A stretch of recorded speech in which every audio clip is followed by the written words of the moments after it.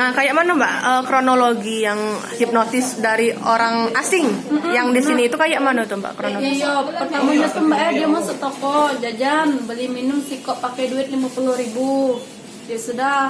50.000. 50.000. Duit kita. Nah aku transaksiin Mbak, aku sosok duitnya sudah. Setelah itu aku nak keluar kasiran dia ngalih ke pembicaraan. Dia ngeluar ke duit 50.000 2 lembar. Modusnya nak tukar duit. Aku tukar 100 ribuan selembar. Taunya dia ngomong langsung pakai bahasa asing, bahasa aneh yang tidak dimengerti. Itu dikata ke bahasa Inggris bukan, bahasa Arab bukan. Nah pas itu aku tukar 100 ribuan. No, dia ngomong pakai bahasa yang tidak dimengerti oleh aku Mbak Nah dari situ aku tidak sadar lagi apa yang terjadi.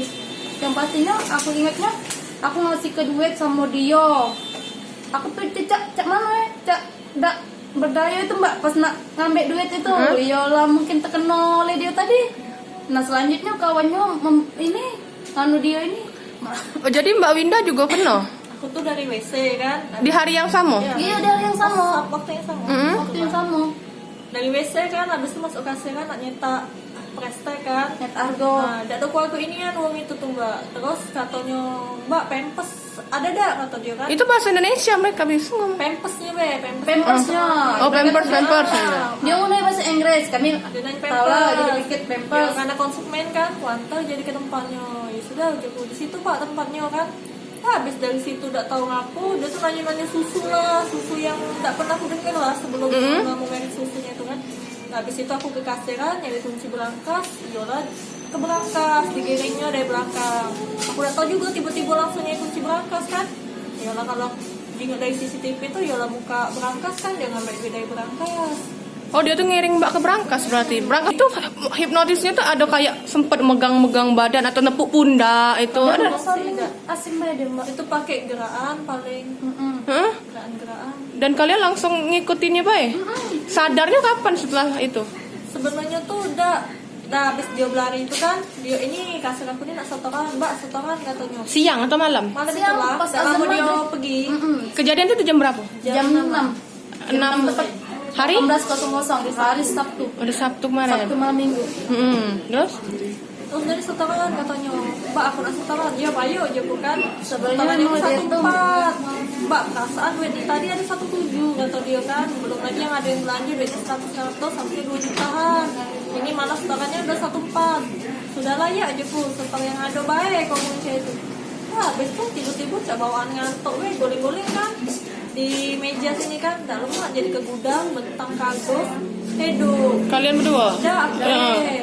Nah, tidur sekitar sejaman lah kali kan. Tak lama tuh bangun jenguk HP kan, ditungguin tahuan di grup itu. Grup Yola dari seri video yang uang tadi kesini tuh.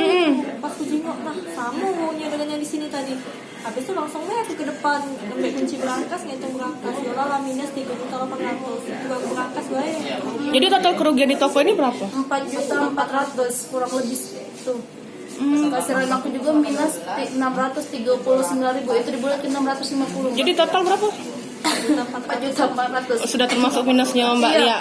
Oke, dampak dari hipnotis itu apa nih Mbak? Kan toko minus nih. Kalian ganti atau kayak mana nih Mbak? Kalau dari perusahaan sih Mbak, kaminya lagi ngurus surat kuasa, lagi ngurus sama polisi, belum. Kami juga belum tahu namanya ini musibah kan, nggak dipengen juga.